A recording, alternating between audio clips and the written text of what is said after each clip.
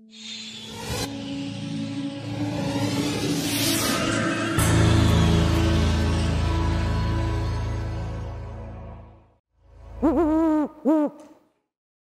sure you've all heard that sound before.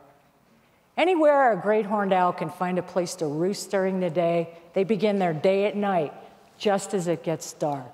Forest edges, shelter belts, parks, even in cities. Owls have always brought a mixture of emotions, from fear to endearment. They are instantly recognizable and unmistakable.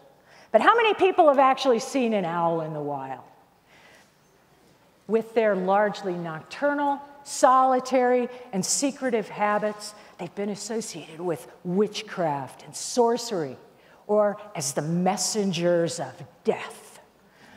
This is Jillian, our 12-year-old teaching team member of Raptors of the Rockies. And my opening call was nothing quite that sinister. I was saying, I'm an attractive great horned owl seeking a hot mate to start a family. And when I was a kid, I could hoot up barred owls back in Cincinnati, right in my backyard, by imitating their signature call. It's ooh, ooh, ooh, ooh, ooh, ooh, ooh, ooh. Of course, who cooks for you? Who cooks for you all? And any given night, I'd have about a half dozen birds coming close enough to check me out. That's how I started my lifetime love of raptors. Now, humans are keyed into a visual world where seeing is believing. But when we think about birds and we listen closely, we find that hearing is believing. They are talkative animals. With sound as a primary means of communication, we hear that dawn chorus of songbirds every morning in the spring. And that's the male songbird soliciting a mate. He's using a specially chosen phrase, a song specific to him, specific to the species. It could be like his fingerprint. And beautiful bird songs have been likened to human phrases. Here's a few. Sweet, sweet, I am so sweet. That's the yellow warbler.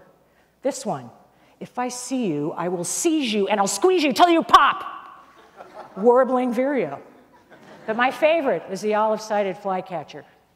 Quick, 3 beers. Makes me thirsty. Now, the male songbirds are generally saying to anyone that'll listen, I can provide for you, let us breed. And with his beautiful plumage, postures, flight displays, these are all added signals seen during the light of day. He's also marking his territory with songs and sights around the perimeter, like erecting an imaginary fence. But what about those birds that call at night? A great horned owl's resonating hoot can be heard for a half a mile. Amazing sounds, but we can't see them. For us, it's mysterious because it's dark out. Now, vocalizations among the owl species range from a tedious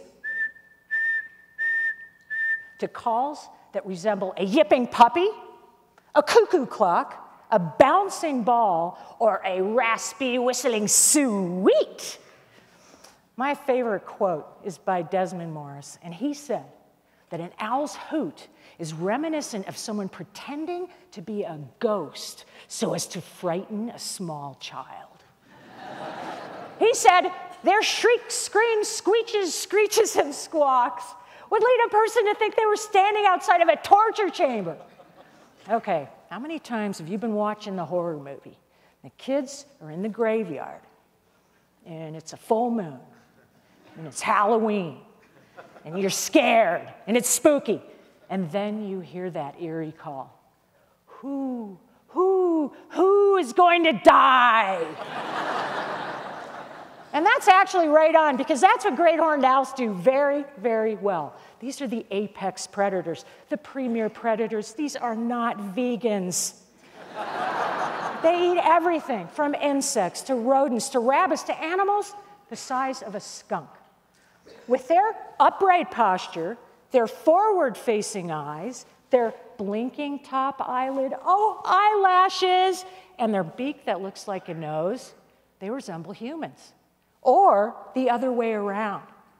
For some people, especially those that have seen owls, they appear to be wise and kind. For others, they appear to be pondering the woes of the world. They really aren't. They aren't. What they're saying tends to be pretty mundane. Like, woo, woo, woo, woo, woo. Honey, how was your winter? Where do you want to nest this year? Or, woo, woo, woo, woo, woo. This is my domain. Or, does anybody live here? Is this territory occupied?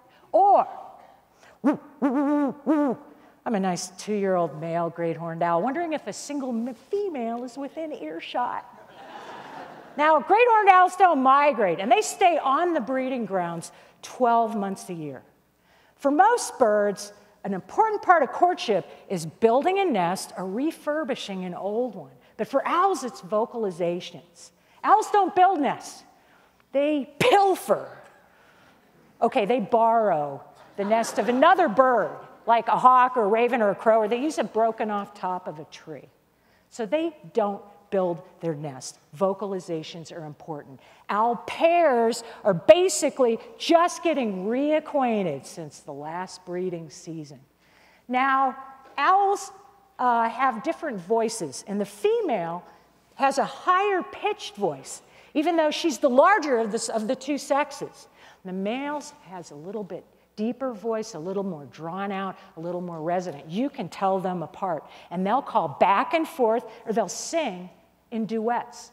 And owls, like songbirds, are saying the same thing. They know each other by voice. I've been doing education programs with Raptors of the Rockies for 27 years. And in every single program, I ask the audience to go out and hoot up an owl. Young and old alike, we ask the audience members to hoot up an owl. One of my favorite little cards I got in the mail was from a 2nd grade girl that says, "It's fun to speak owl."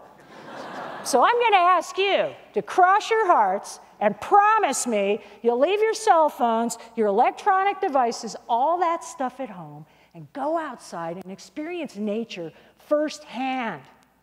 You can communicate with owls, and they'll talk back to you, and all it takes is a simple trip to the out of doors. But just make sure it's really dark. So I'm going to hoot, and then you're going to hoot. Okay? Gals, you're a little bit higher. Guys, you're a little bit deeper. We go like this. Now you do it. You nailed it. And I've got goosebumps. Thanks.